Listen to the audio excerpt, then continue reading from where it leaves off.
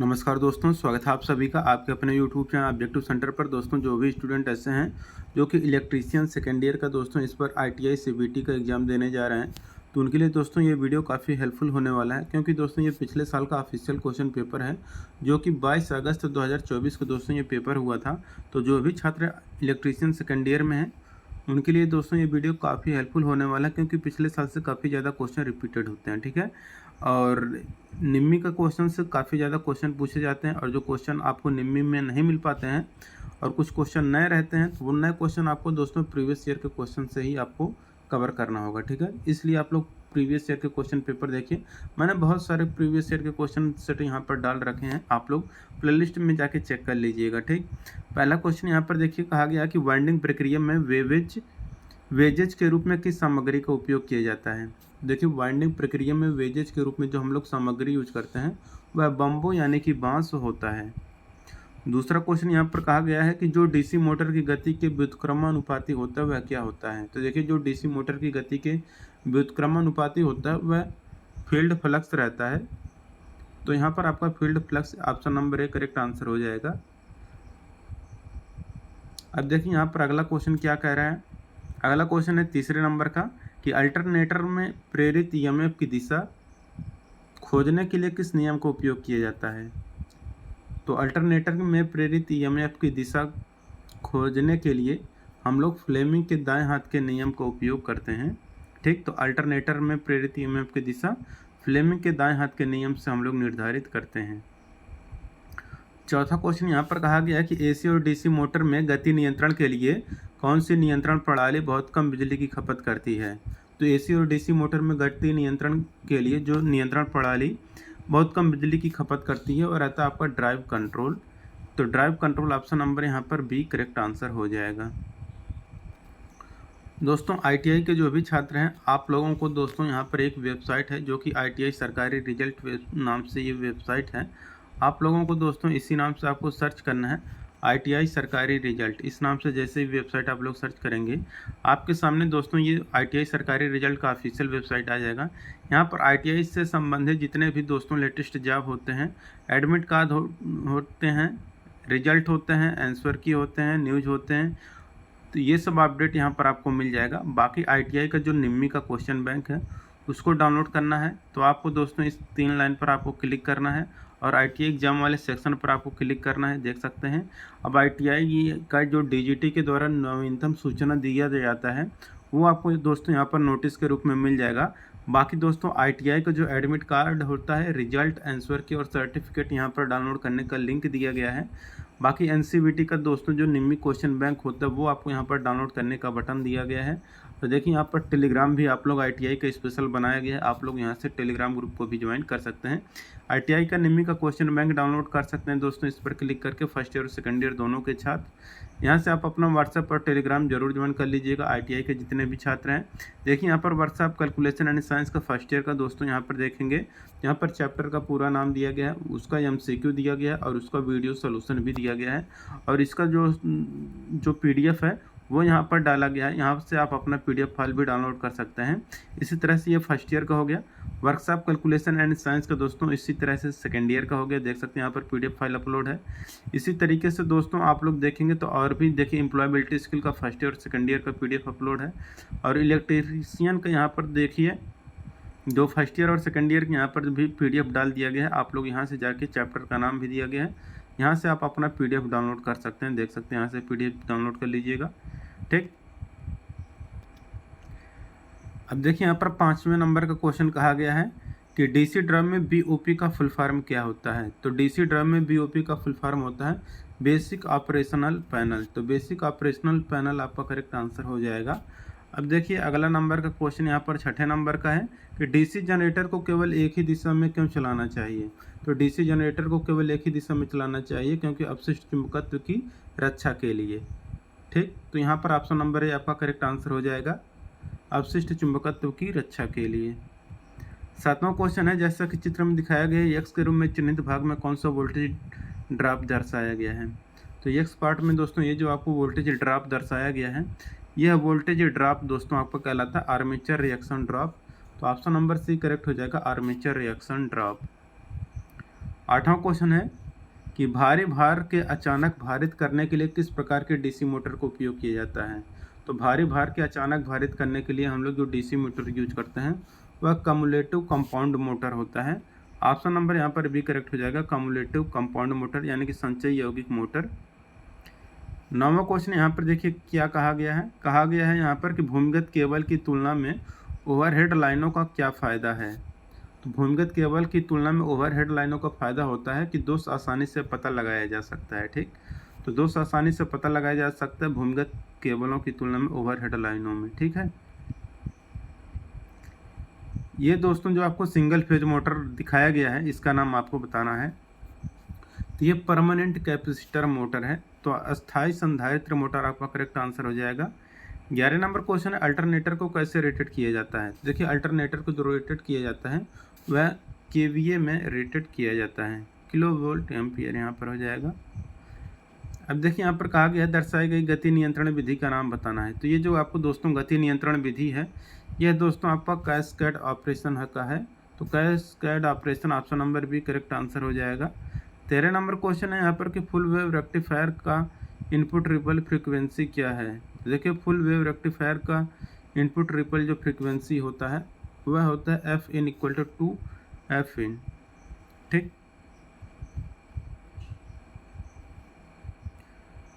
14 number का question यहाँ पर कहा गया है डीसी मोटर के बैक ईएमएफ की गणना करने का सूत्र क्या है।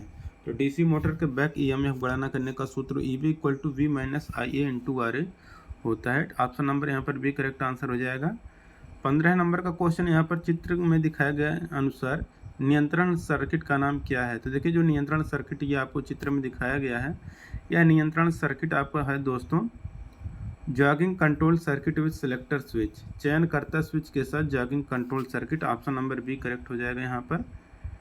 16 नंबर क्वेश्चन है कि वार्निशिंग से पहले रिवाइंडेड एसी मोटर के लिए प्रीहीटिंग क्यों आवश्यक है। तो वार्निशिंग से पहले रिवाइंडेड एसी मोटर के लिए प्रीहीटिंग जो आवश्यक है यह आपको वाइंडिंग में नमी को सुखाने के लिए, तो यहाँ पर हो जाएगा to dry out the moisture in the winding में नमी को सुखाने के लिए वार्निशिंग से पहले रिवाइंडेड एसी मोटर के लिए हम लोग प्रीहीटिंग करते हैं।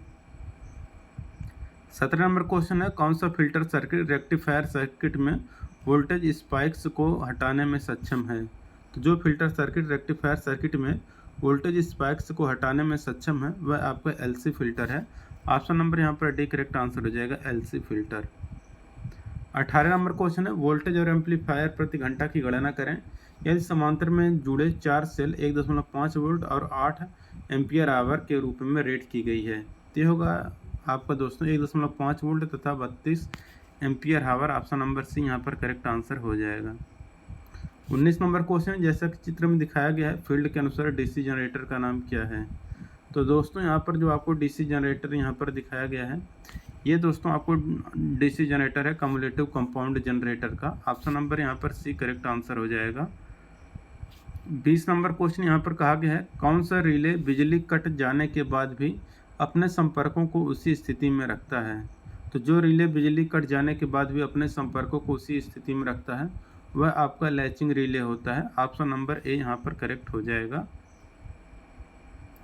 21 नंबर का क्वेश्चन यहाँ पर कहा गया है चित्र में दिखाए गए अनुसार आर्मेचर के लिए कौन सा ग्राउलर परीक्षण दर्शाया गया है। तो ये जो आपको दोस्तों ग्राउलर परीक्षण दर्शाया गया है यह ग्राउलर परीक्षण आपका दोस्तों कहलाता है open coil test. Option number यहाँ पर भी करेक्ट आंसर हो जाएगा खुली कुंडली परीक्षण। 22 नंबर का क्वेश्चन यहाँ पर कहा गया जैसा कि चित्र में दिखाया गया है स्टार्टर प्रतीक का नाम क्या है। ये जो आपको स्टार्टर प्रतीक दिखाया गया है ये आपका ऑटो ट्रांसफार्मर स्टार्टर है। ऑप्शन नंबर यहाँ पर डी करेक्ट आंसर हो जाएगा। अब देखिए यहाँ पर 23 नंबर का क्वेश्चन कहा गया है कि रेड ब्लू और ब्लैक पर कंडक्ट किए गए कंडक्टर के रंग से कौन सी आपूर्ति इंगित करती है। तो रेड ब्लू और ब्लैक पर कंडक्ट किए गए कंडक्टर के रंग से जो आपूर्ति इंगित करती है वह रहता है आपका सप्लाई डीसी 3 वायर सिस्टम। तो 3 तार डीसी आपूर्ति प्रणाली करेक्ट आंसर हो जाएगा यहाँ पे। 24 नंबर क्वेश्चन है कि 3 कला प्रेरण मोटर की गति नियंत्रण विधि कौन सी है। तो 3 कला प्रेरण मोटर की जो गति नियंत्रण ये जो आपको विधि दिखाई गई है कैस्केड ऑपरेशन मेथड का है। तो ऑप्शन नंबर बी यहाँ पर करेक्ट हो जाएगा। 25 नंबर का क्वेश्चन यहाँ पर कहा गया है कि दोलक सर्किट में दोलनों या तरंगों को बनाए रखने के लिए कौन सा सर्किट आवश्यक है? तो देखिए दोलक सर्किट में दोलनों या तरंगों को बनाए रखने के लिए जो सर्किट आवश्यक है वह आपका पॉजिटिव फीडबैक है। ऑप्शन नंबर यहाँ पर भी करेक्ट आंसर हो जाएगा, पॉजिटिव फीडबैक। 26 नंबर क्वेश्चन कहा गया है कि डीसी ड्राइव की तुलना में एसी ड्राइव का क्या फ़ायदा है? तो देखिए डीसी ड्राइव की तुलना में एसी ड्राइव का फ़ायदा है कि इंस्टॉलेशन और रनिंग कास्ट इज लेस, स्थापना और चलाने की लागत कम है। ऑप्शन नंबर यहाँ पर डी करेक्ट आंसर हो जाएगा। 27 नंबर क्वेश्चन है, चित्र में दिखाए गए अनुसार डीसी श्रृंखला मोटर का गति नियंत्रण किस प्रकार का है? तो डीसी श्रृंखला मोटर का जो गति नियंत्रण है यहाँ पर आपको दिखाया गया है, यह आपका फील्ड पैरेलल मेथड यहाँ पर आपका करेक्ट आंसर हो जाएगा। ऑप्शन नंबर यहाँ पर भी करेक्ट हो जाएगा, ठीक है, field parallel method. 28 number question है कि ध्वनि रिकॉर्डिंग उपकरणों के लिए हिस्टैरिसीस मोटर उपयुक्त क्यों है?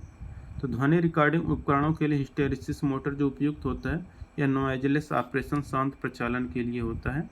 ऑप्शन नंबर यहाँ पर भी करेक्ट हो जाएगा। 29 नंबर क्वेश्चन है कि इलेक्ट्रोप्लेटिंग प्रक्रिया के लिए किस प्रकार के डीसी जनरेटर का उपयोग किया जाता है? तो इलेक्ट्रोप्लेटिंग प्रक्रिया के लिए जिस प्रकार के डीसी जनरेटर का उपयोग किया जाता है वह आपका शंट जनरेटर होता है। ऑप्शन नंबर यहाँ पर भी करेक्ट आंसर हो जाएगा। अब देखिए यहाँ पर 30 नंबर क्वेश्चन है कि नियत वोल्टेज ट्रांसफार्मर किस सिद्धांत पर कार्य करता है? तो जो नियत वोल्टेज ट्रांसफार्मर होता है यह फेरो रिजोनेंट प्रिंसिपल पर काम करता है।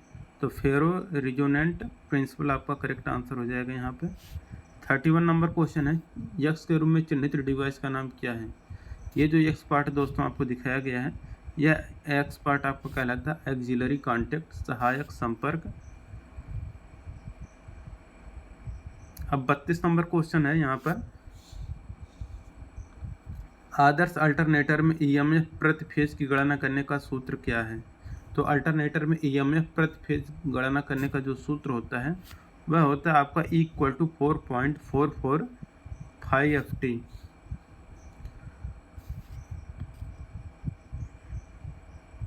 तो ऑप्शन नंबर यहाँ पर डी करेक्ट आंसर हो जाएगा। 33 नंबर क्वेश्चन कहा गया है, पोल वाइंडिंग को एसी वाइंडिंग में स्लॉट के संदर्भ में कैसे मापा जाता है?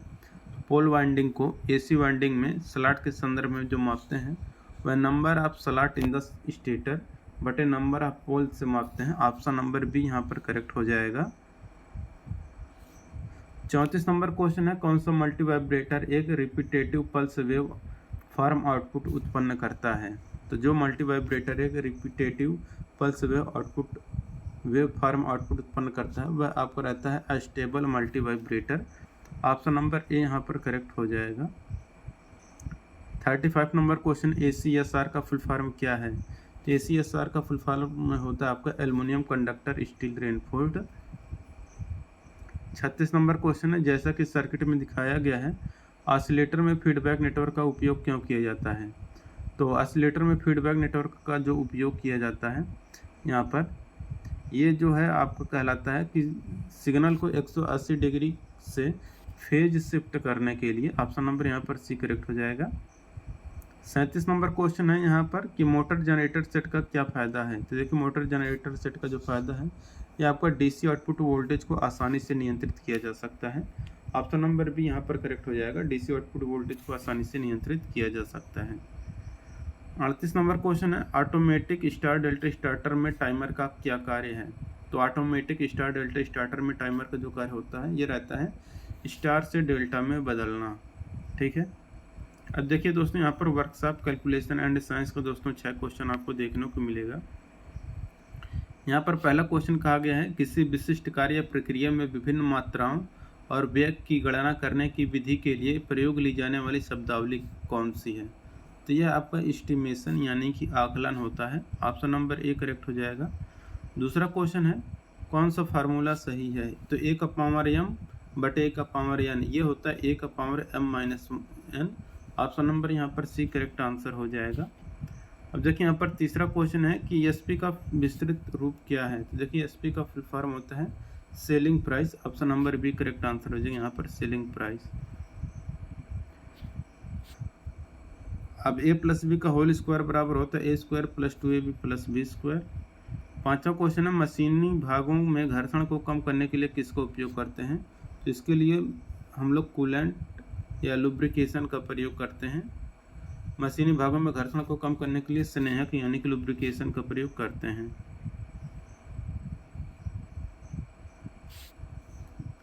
और छठा नंबर क्वेश्चन है 14x + 3y + 25x + 2y का मान बताना है।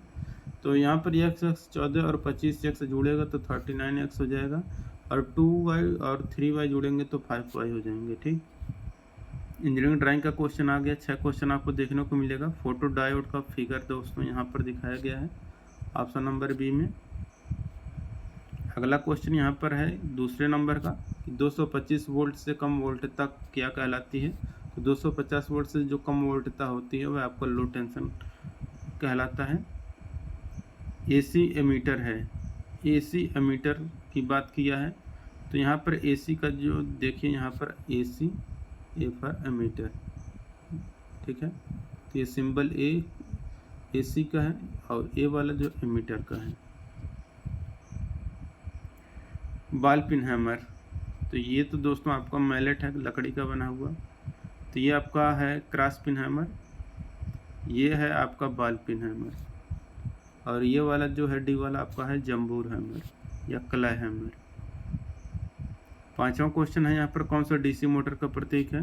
तो डीसी ये हो गया, मोटर का प्रतीक एम हो जाएगा, बस यही आपका प्रतीक हो जाएगा। देख सकते हैं ये आपका एसी मोटर का है, ठीक है। सीधी लाइन हो जाएगा तो आपका डीसी मोटर, ये तो देख सकते हैं ये आपका सीधी लाइन और ये मोटर डीसी मोटर हो गया। छठा क्वेश्चन है सिंगल पोल एमसीबी कौन सा है। तो सिंगल पोल एमसीबी यहाँ पर देख सकते हैं ये वाला आपको जो है सिंगल पोल यहाँ पर है, ये वाला single pole MCB. Option number D यहाँ पर करेक्ट हो जाएगा, ये आपका सिंगल पोल एमसीबी है।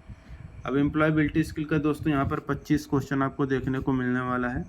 पहला क्वेश्चन कहा गया है कि रिक्त स्थानों को उचित शब्दों से भरें ताकि एक सार्थक वाक्य बन सके। यहाँ पर हो जाएगा आपका there is a coffee shop next to the park. Option number यहाँ पर भी करेक्ट हो जाएगा। ठीक, दूसरा क्वेश्चन है ईमेल द्वारा कम्युनिकेशन प्राप्त करने के लिए अनिवार्य रूप से क्या आवश्यक है। तो ईमेल द्वारा कम्युनिकेशन प्राप्त करने के लिए जो आवश्यक है वह आपका email account. Option number C correct हो जाएगा, ईमेल अकाउंट।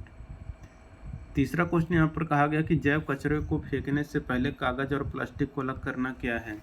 तो जैव कचरों को फेंकने से पहले कागज और प्लास्टिक को अलग करना ये आपका ग्रीन माइंडसेट है। ऑप्शन नंबर डी यहाँ पर करेक्ट हो जाएगा, ग्रीन माइंडसेट। चौथा क्वेश्चन यहाँ पर कहा गया है कि अच्छे कार्य कौशलों में से एक है। तो अच्छे कार्य कौशलों में से जो एक है वो है आपका कार्यस्थल को साफ सुथरा रखना। ऑप्शन नंबर सी करेक्ट हो जाएगा, कार्यस्थल को साफ सुथरा रखना। पांचवा क्वेश्चन है निम्न में से किसे कार्यस्थल पर उचित व्यवहार माना जाता है। तो जिसे कार्यस्थल पर उचित व्यवहार माना जाता है वह रहता है आपका कि स्वच्छ कार्यस्थल बनाए रखना, maintaining a clean work space. स्वच्छ कार्यस्थल बनाए रखना करेक्ट आंसर हो जाएगा। अब छठा क्वेश्चन यहाँ पर कि यदि कोई सहकर्मी किसी कार्य के लिए सहायता मांगता है तो प्रतिक्रिया देने का उचित तरीका क्या है। तो यदि कोई सहकर्मी किसी कार्य के लिए सहायता मांगता है तो उचित प्रक्रिया देने का जो तरीका होता है वो है आपका कि sure I can help, what do you need. ज़रूर मैं मदद कर सकता हूँ, आपको किस चीज़ की ज़रूरत है। सातवां क्वेश्चन है ईमेल के माध्यम से नौकरी के लिए आवेदन करते समय कौन से डॉक्यूमेंट संलग्न करने की आवश्यकता होती है। तो आपको अपना रिज्यूम लगाना चाहिए, कोर्स और ट्रेनिंग जो सर्टिफिकेट है वो आपको लगाना चाहिए। आठवां क्वेश्चन है कामा, फुल स्टॉप, क्वेश्चन मार्क, यह सब किसके उदाहरण हैं। तो यह सब है आपका पंक्चुएशन मार्क के उदाहरण हैं। अब देखिए नौवां क्वेश्चन है डिजाइन थिंकिंग का उपयोग करने वाले छात्रों के लिए नई कुर्सियां खरीदते समय सोचने वाला पहला स्टेप क्या है। सोचिए कुर्सी के लिए विद्यार्थी की क्या आवश्यकता है। 10 नंबर क्वेश्चन है कैरियर ग्रोथ और किसके लिए हमें बनाने की ज़रूरत है। देखिए कैरियर ग्रोथ और अस्थायित्व के लिए हमें नए कौशल बनाने की ज़रूरत है। 11 नंबर क्वेश्चन है जब कोई व्यक्ति किसी नई कंपनी में शामिल होता है तो वह कार्यस्थल पर उपलब्ध कराए गए डिजिटल टैबलेट का उपयोग करने से घबरा सकता है। उस समय वह अपना दिमाग खुला रखकर और अपने कोवर्कर से उसे सिखाने के लिए कहेगा। ऑप्शन नंबर बी यहाँ पर करेक्ट हो जाएगा। 12 नंबर क्वेश्चन है, अगर कोई घर में बने उत्पाद बेचना चाहता है तो उसे व्यवसाय बढ़ाने के लिए क्या करना होगा। तो अगर कोई घर में बने उत्पाद बेचना चाहता है तो उसे व्यवसाय बढ़ाने के लिए दुकानदारों को ढूंढकर और उनके साथ मार्केटिंग बनाना चाहिए। ऑप्शन नंबर यहाँ पर डी करेक्ट हो जाएगा। 13 नंबर क्वेश्चन यहाँ पर कहा गया है कि आप एक प्रतिभाशाली कारपेंटर हैं, या किस तरह से यूट्यूब वीडियो पर आपके काम में मदद करेगा। तो यह लोगों को आपके कारपेंटरी कौशल को देखने और आपकी विशेषज्ञता की सराहना करने की अनुमति देता है। ऑप्शन नंबर ए करेक्ट हो जाएगा। 14 नंबर क्वेश्चन यहाँ पर कि समय की पाबंदी का अर्थ क्या है। तो देखिए, समय की पाबंदी का जो अर्थ है वो आपका बीइंग ऑन टाइम, समय पर होना। आपका ऑप्शन नंबर सी यहाँ पर करेक्ट हो जाएगा। 15 नंबर क्वेश्चन है कि प्लान, प्रिपेयर और परफॉर्म किससे संबंधित हैं। तो अटेंडिंग इंटरव्यू, साक्षात्कार में भाग लेने से संबंधित है। 16 नंबर क्वेश्चन है, आपके ITI प्रशिक्षण को पूरा होने पर नौकरी पाने के लिए पहला कदम क्या है। तो आपके ITI प्रशिक्षण के पूरा होने पर नौकरी पाने का जो पहला कदम होता है वो रहता है आपका अप्लाइंग फॉर जॉब, नौकरियों के लिए आवेदन करना। आपका करेक्ट आंसर हो जाएगा।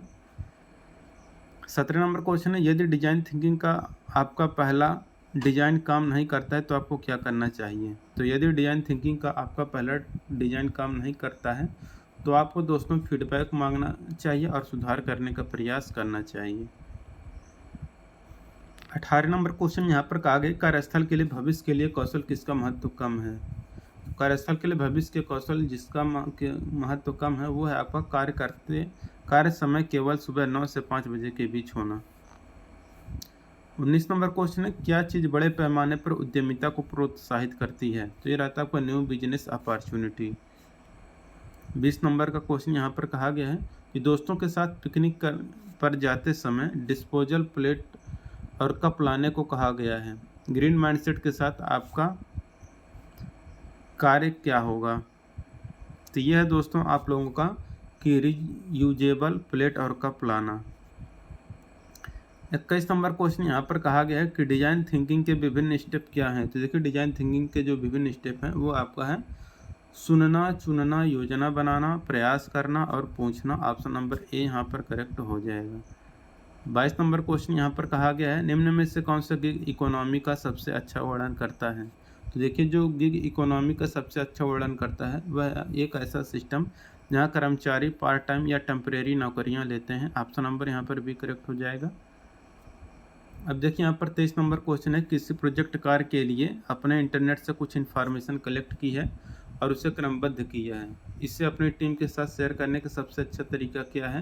तो यह आपका कि केवल मेन पॉइंट को स्पष्ट रूप से शेयर करना चाहिए, यदि संभव हो तो सरल वर्ड और पिक्चर का उपयोग करना चाहिए। अब देखिए, यहाँ पर 24 नंबर क्वेश्चन है कि यदि आप बेकरी व्यवसाय शुरू करना चाहते हैं तो आप अपने बिजनेस प्लान में सबसे पहले किस पर ध्यान देंगे। तो बिजनेस शुरू करने के लिए कितने पैसे की ज़रूरत होगी, इसकी हमको गणना करनी चाहिए। 25 नंबर क्वेश्चन की लर्निंग के बारे में सोचते समय आप खुद से कौन से प्रश्न पूछ सकते हैं। तो मैं बेहतर तरीके से कैसे सीख और समझ सकता हूँ। ऑप्शन नंबर बी यहाँ पर करेक्ट हो जाएगा। इनको PDF डाउनलोड करना है, आप लोग टेलीग्राम जरूर ज्वाइन कर लीजिएगा, वहाँ पर PDF मिल जाएगा। मिलेंगे नेक्स्ट वीडियो में। Thank you.